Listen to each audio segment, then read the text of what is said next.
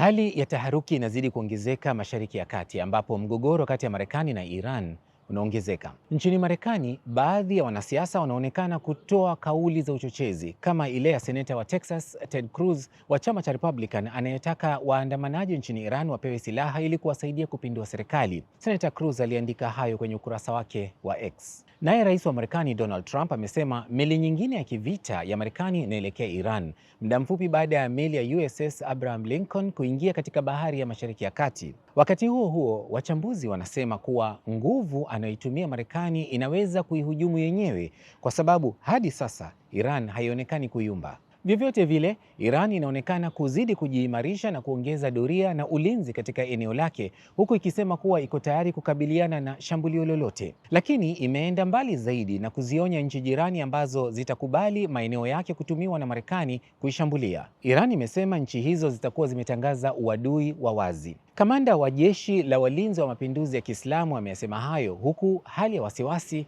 ikiongezeka. Lakini hii si mara ya kwanza kwa Iran kuzungumzia juu ya hili.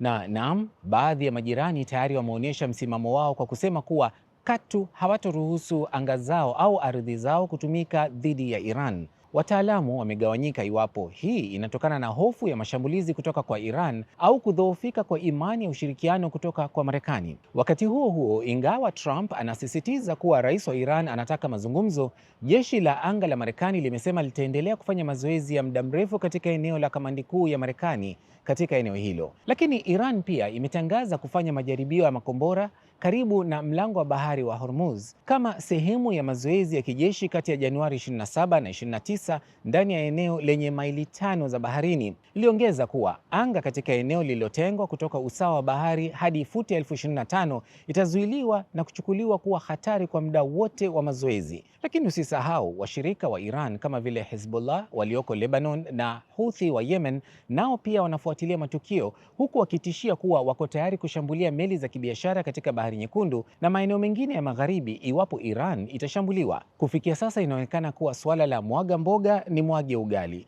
huku kila mmoja akimsubiri mwenzake kuanza.